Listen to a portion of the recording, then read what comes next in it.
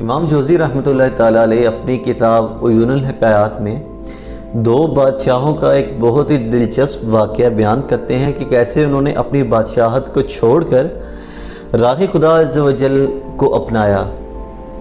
میں ہوں محمد بلال اور آپ دیکھ رہے ہیں بگر بائٹ انفو۔ آپ بیان کرتے ہیں کہ حضرت سیدنا عبد الرحمن بن عبداللہ اپنے والد حضرت عبداللہ بن مسعود رضی اللہ تعالیٰ عنہ سے روایت کرتے ہیں کہ پچھلی امتوں میں ایک شخص تھا جو اپنی رعایا کا بہت عظیم الشان بادشاہ رہا۔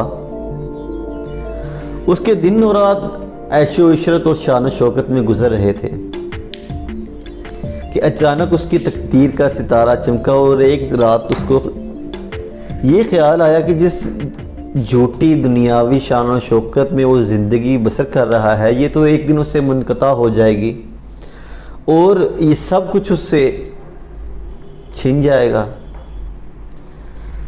چنانچہ جب اس کے دل میں خوف خدا نے گھر کر لیا تو رات کی تاریکی میں وہ سفر پر نکلا اور بہت ہی تیزی سے سفر طے کرنا شروع کر دیا۔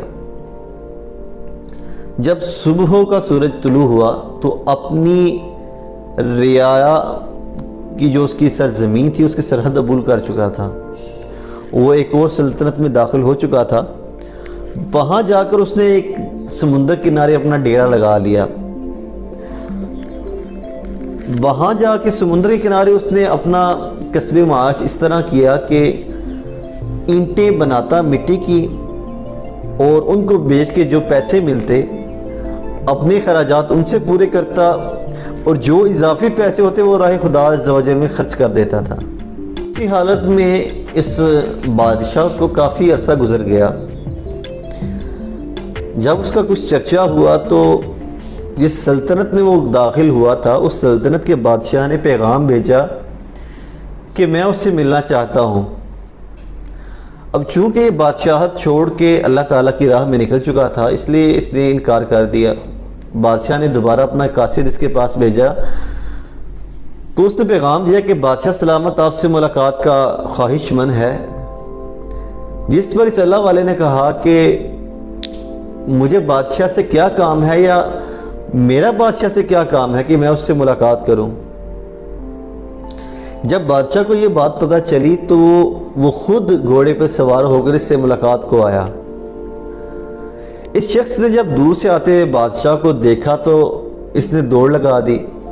بادشاہ نے بھاگتے ہوئے فقیر کو دیکھا تو اپنا گھوڑا اس کے پیچھے لگا دیا، لیکن جتنی دیر میں بادشاہ اس فقیر کے پاس اللہ والے کے پاس پہنچتا وہ فقیر اس کی نظروں سے اوجھل ہو چکا تھا۔ پہلے تو بادشاہ نے آگے پیچھے تلاش کیا اس فقیر کو، اس اللہ والے کو، لیکن جب وہ نہ ملا تو چنانچہ اس بادشاہ نے صدا لگائی کہ اے اللہ کے بندے، میں تجھ سے ملاقات کا خواہاں ہوں، تجھ سے ملاقات کرنا چاہتا ہوں، میرا اس کے علاوہ تیرے سے کوئی غرض نہیں ہے، میں تجھے کوئی نقصان نہیں پہنچاؤں گا۔ چنانچہ جب بادشاہ نے صدا لگائی تو اللہ والا اس کے سامنے آ گیا۔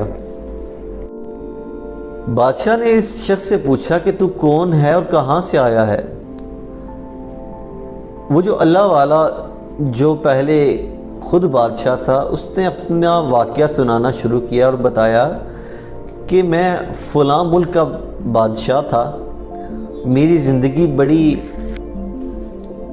عیش و عشرت میں گزر رہی تھی، لیکن ایک رات مجھے یوں خیال آیا کہ جس شان و شوکت میں اپنی میں دن و رات ضائع کر رہا ہوں یہ تو ایک دن مجھ سے چھن جائیں گے، کیونکہ سدا تو یہاں پہ کسی نے نہیں رہنا۔ تو چنانچہ میں صرف اس فکر کے ساتھ کہ جو چیز مجھ سے چھن جانی ہے وہ جس کے لیے میں نے اپنے رب کو ناراض کر دیا ہے، تو میں اپنی سلطنت کو اپنی بادشاہت کو چھوڑ کر اس اللہ عز و جل جو مالک حقیقی ہے اس کی عبادت کیوں نہ کروں، اس کو راضی کروں، تاکہ جب میں اس دنیا سے رخصت ہوں تو میرے کچھ نیک اعمال ایسے بھی ہوں جو مجھے آخرت میں کام آئیں۔ چنانچہ میں اپنی سلطنت کو چھوڑ کر راتوں رات یہاں آ گیا اور یہاں آ کر میں نے اپنی زندگی اینٹیں بنا کر مزدوری کر کے گزارنی شروع کر دی ہے۔ اب بقیہ وقت جو مجھے وہاں سے ملتا ہے اس کے بعد میں عبادت کر لیا کرتا ہوں۔ دوسرے بادشاہ نے جب یہ سنا اور اس کا واقعہ سنا، اس فقیر کو دیکھا تو اس سے کہا کہ میرے بھائی اگر تم سچ کہہ رہے ہو تو اس بات کا حقدار میں تم سے زیادہ ہوں۔ چنانچہ جو بادشاہ اس فقیر کو ملنے آیا تھا وہ بھی اپنی سلطنت چھوڑ کر اس اللہ والے کے ساتھ چل پڑا۔ یوں انہوں نے ایک ساتھ عبادت کرنی شروع کر دی۔ روایتوں میں آتا ہے کہ انہوں نے یہ دعا کی تھی کہ اے اللہ عز و جل ہم دونوں کو ایک ساتھ موت دینا۔ چنانچہ ان کی دعا قبول ہوئی اور وہ دونوں اکٹھے ایک ساتھ ہی وفات پائے۔ اور ان کی قبریں بھی ایک ساتھ ہی بنائی گئی۔ یہ روایت نقل کرنے کے بعد حضرت عبداللہ بن مسعود رضی اللہ تعالیٰ عنہ فرماتے ہیں کہ اگر میں مصر میں ہوتا تو جو نشانیاں اللہ عز و جل کے محبوب دانائے غیوب صلی اللہ تعالی وسلم نے ہمیں بتائیں تو میں ان نشانیوں کی وجہ سے ان کی قبروں کو ضرور ڈھونڈ لیتا اور آ کر تمہیں بھی بتاتا۔ اگر آج ہم اپنی زندگی کا کمپیریزن اگر ان بادشاہوں سے کریں جو کہ عیش و عشرت کی زندگی گزار رہے تھے اور خوف خدا عز و جل کی وجہ سے اپنی بادشاہت کو چھوڑ کے اللہ تعالیٰ کی راہ میں نکل پڑے، تو ان کے مقابلے میں ہم اس دور سے گزر رہے ہیں جہاں پہ لوگ کسب معاش میں نہ حلال دیکھتے ہیں نہ حرام، نہ دن دیکھتے ہیں نہ رات، اور اللہ عز و جل کو یکسوئی کے ساتھ بلائے بیٹھے ہیں۔ تو اللہ تعالیٰ کی بارگاہ میں ہم دعا ہی کر سکتے ہیں کہ اللہ تعالیٰ مجھے بھی اور آپ کو بھی اپنی راہ کا طالب بنائے۔ رزق کا وعدہ اللہ تعالیٰ نے کیا ہے وہ دے گا۔ قرآن پاک میں اللہ تعالیٰ فرماتے ہیں واللہ خیر الرازقین، اور بے شک اللہ بہتر رزق دینے والا ہے۔ لیکن اللہ تعالیٰ نے قرآن پاک میں یہ کہیں ارشاد نہیں فرمایا کہ مرنے کے بعد ہر بندہ جنت میں جائے گا۔ وہ چیز جس کا وعدہ اللہ تعالیٰ نے کیا ہے ہم اس چیز کے لیے پریشان ہیں، اور وہ چیز جس کے لیے ہمیں دنیا میں بھیجا گیا، آزمائش کے گھر میں بھیجا گیا، ہم اس کو بھولے بیٹھے ہیں۔